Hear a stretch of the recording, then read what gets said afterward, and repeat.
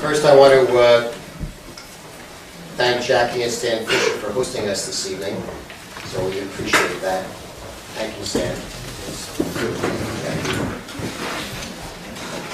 This should be a most interesting evening. Amha Sefer, which is our book group, of course, is part of the Sally and Seymour Ocean Adult Education Program here in Great Neck at the Great Neck Synagogue. We're sorry that Sally could not join us this evening, although her children are here, or I guess 3 out of 4 are here. And Sally had planned this to be on Seymour's yurt site.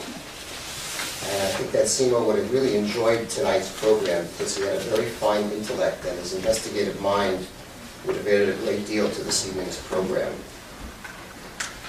As many of you know, David Birnbaum first published his first book, Summa Metaphysica 1, God and Evil, in 1986.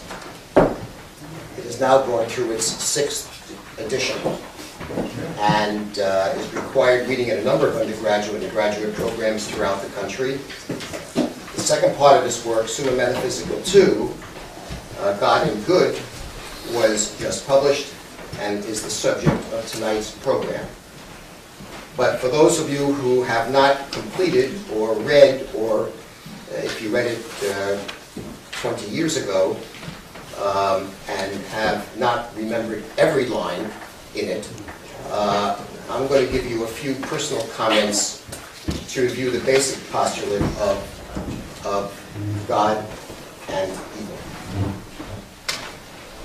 So I'm going to start off my own concept by mentioning in 1667, when John Milton, probably the most educated man in England in the 17th century, wrote Paradise Lost, which is the story, of course, of Adam and Eve, the story of the serpent, and the expulsion of Adam and Eve from paradise. He wrote in his foreword that Paradise Lost was an attempt to explain the ways of God to man. And as I began reading David's book, he said the exact same sentence. And since I was writing a book on Milton, I said, this is very, very interesting and very coincidental, so I really enjoyed reading David's book. And so let me give you an idea as to what I saw in it. Certainly, David's attempt is to present a unified approach to understand God and the universe that surrounds us, as far as I can see. So as good scientists now, it is now necessary for us all of us, open our minds, because we are maybe coming in with a different paradigm. And that therefore requires you to look at something very objectively and in a way put aside what you have in your past and appreciate any new data that comes in, and then you can evaluate it based on the data that you have accumulated over your lifetime and your own present philosophy. The essential question is one of theodicy. How can man explain the existence of evil? In particular, for example, David is interested in the Holocaust. When we say, Hail Mele Rachamim, God is full of mercy, goodness, righteousness, certainly he's omnipotent, certainly he should be able to control or eradicate or prevent evil from occurring in this world. So what David proposes is that all of life at creation is pure potential. Just as a baby is born with 100% potential energy, life is really truly only energy. And when energy is gone, that is the end of life. So, all that God has created in this world is born, therefore, with full potential. Now, our speaker this evening will discuss this incredible potential energy in terms of his second book. But borrowing from Kabbalah and the concept of tzimtzum, let us think of a vessel that is 100% full of water, for example. In order to fit anything else into this vessel, you're going to have to remove some of the contents of that vessel. some of that water will have to be removed. Just wait till everybody gets seats. Want to come in and sit? We got some seats up front. Like at school, you got to teach them again. I hate sitting in the front. We wouldn't want you anywhere else, Rabbi, but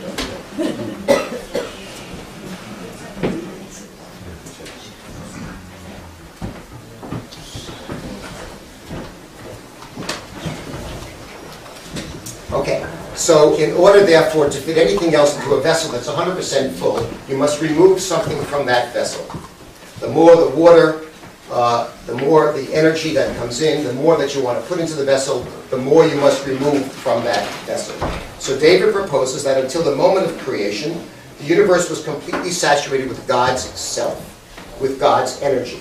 And if any further energy, therefore, was created in this universe, if any of it was potential energy, such as that babies we were discussing, it would have to be converted to actual or kinetic energy. Then God's energy, or God himself, so to speak, would have to allow for it by withdrawing.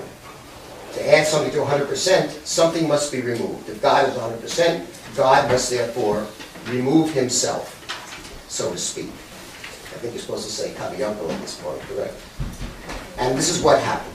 As man's role is to complete creation, man must convert potential energy into kinetic. And to do that, God must withdraw. To David, Adam and Eve really had no choice. They were created, just as we were, with a cosmic law of actualization. Call it gene directive. However you want to speak about it, Adam and Eve could not live a life in a paradise where all was provided for them. Not just man, but all the universe is governed by this same law of potential energy being created into, or converted into kinetic. To direct potential to actualize to the kinetic. So Adam and Eve, governed by this universal law, had no choice but to eat from the tree of knowledge and leave the garden, as Milton so beautifully describes it, to complete creation. And as they did, God had to recede to allow them to do that. Just as a child grows and a parent increasingly leaves their child on their own, so God must do the same. And these laws of the universe remain constant, be it on the nano level, on the ultra-microscopic level, or on the macro level. David relates the concept of God's receding to Hester Panim, to God hiding his face. God hides to allow man to mature and to understand the responsibilities of life. And when he does, we are on our own, be it good or be it evil. This concept has a very Sartre existential flavor to it. But where there is good, there is evil. And when God withdraws, evil, including the Holocaust, can occur. So the concept is certainly very intriguing and all-inclusive. Obviously, I simplified it. But let me give you an example of how it affected me. And just let's take a look at last week's Parsha, Yutesa, to give you an idea. What happens last week? This, of course, is the where we have the golden calf. But Moses tells God that he wants to know him. And he says, and now, if I have indeed found favor, Moses says, in your eyes, make your ways known to me that I may comprehend you. Well, these are tough words from Moses, telling God he wants to know him better. Rashi comments that Moses really wanted to know why the righteous suffer and the wicked prosper in this world. Indeed, Moses is asking the same question that Job asked, that Milton asked, and that David is asking. Here then, using David's concept is my interpretation. First, think how expansive it would be to learn the ways of Hashem. How many apples from the tree one would have to eat to understand so much? How much potential would be converted to kinetic? God says, I shall make all my goodness pass before you, and I shall call out with the name Hashem before you. But it comes with a cost. For God to say this, it comes with a cost to us.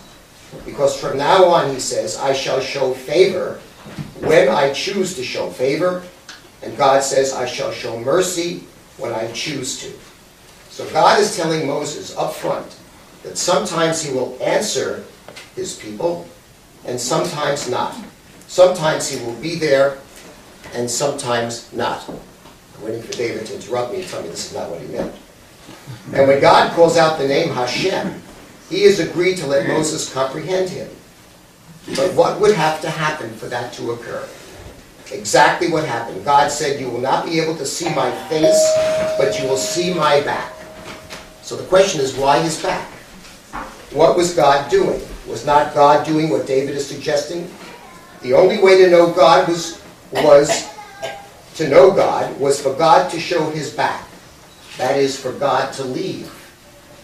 To allow Moses to convert his potential to the greatest of all kinetic conversions, knowing God.